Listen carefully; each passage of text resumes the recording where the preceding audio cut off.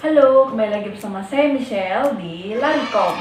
Nah, di video kali ini saya akan merekomendasikan buku favorit saya berdasarkan 3 elemen teknis dalam ilmu retorika menurut Aristoteles.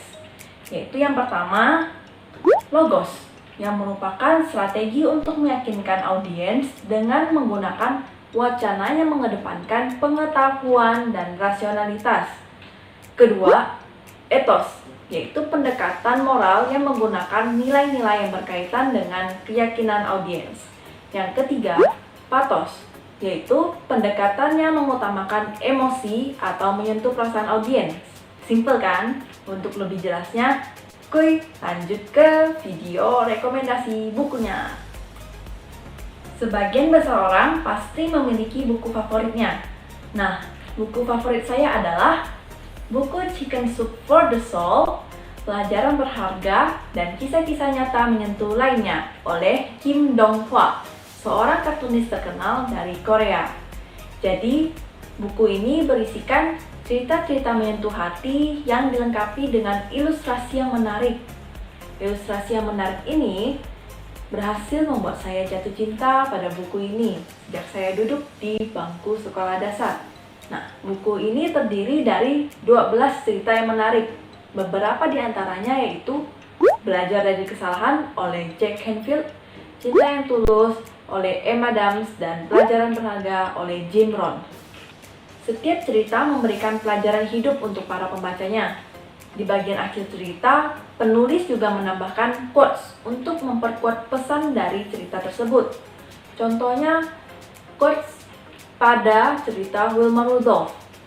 Sejarah telah menunjukkan bahwa pemenang-pemenang terkenal biasanya menemui hambatan yang menyakitkan sebelum mereka berhasil. Mereka berhasil karena tidak berkecil hati oleh kegagalan-kegagalan mereka.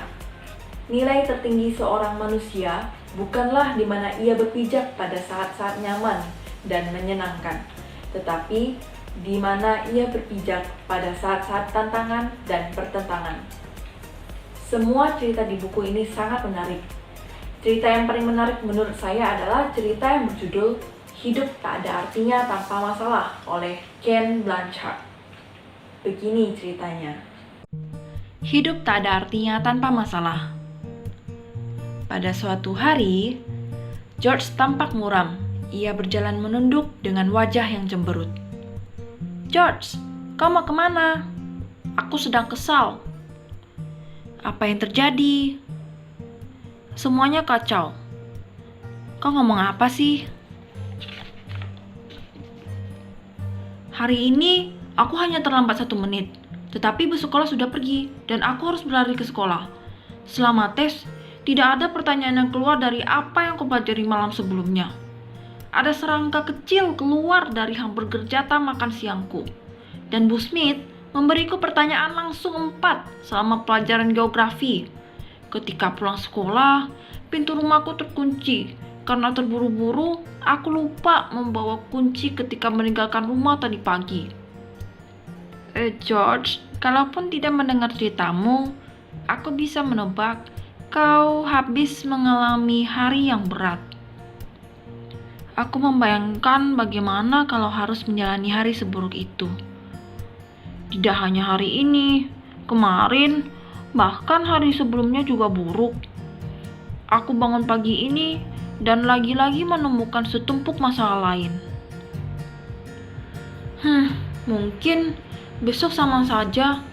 Aku benar-benar lelah harus menjalani semua ini. Aku ikut prihatin. "Ken, maukah kau mengambil alih semua masalahku?" "Apa?" "Jika kau mengambil alih semua masalahku atau memberiku penyelesaiannya, aku akan memberimu bola sepak kesayanganku. Aku akan memberimu $75 yang ada di celenganku dan memberimu koleksi perangkoku." "Benar nih." "Kemarin, aku pergi ke suatu tempat dan di sana ada beberapa ribu orang, tetapi tidak ada perkelahian atau persisian apapun. Wah, jika ada tempat seperti itu, ayo bawa aku ke sana sekarang." "Ikuti aku." Jika benar-benar ada tempat seperti itu, aku tidak akan keberatan memberimu bola sepak kesayanganku. Dan dengan senang hati, aku akan memberikan tabunganku dan koleksi perangkoku. Hihihi. Ini dia. Hah? Tapi ini kan tempat pemakaman Woodlawn. Sejauh yang aku tahu, hanya orang-orang yang sudah mati yang tidak ditimpa masalah. Jika kau tidak memiliki masalah dalam hidupmu, berarti itu sebuah peringatan, karena artinya kau semakin dekat dengan kematianmu. Tuhan tidak membuat sesuatu yang buruk. Kita mempunyai dua pilihan setiap pagi, memilih merasa nyaman tentang diri sendiri atau memilih merasa kacau. Jadi, masalah bukan sesuatu yang negatif dan harus dihilangkan dengan segera, melainkan merupakan tanda kehidupan. Gimana? Bagus kan? Saya pribadi suka banget dengan ilustrasinya. Yang pertama karena warnanya menarik.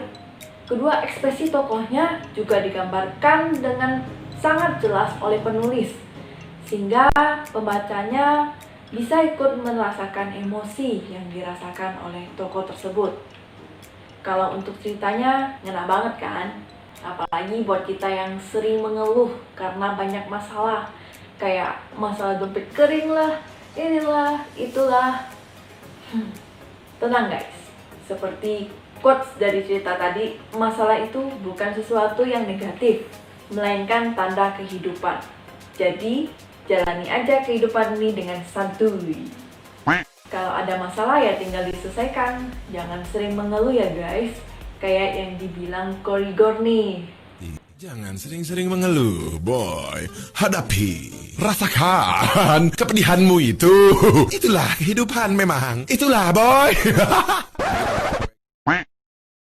Sekian video Larikom kali ini. Terima kasih sudah menonton.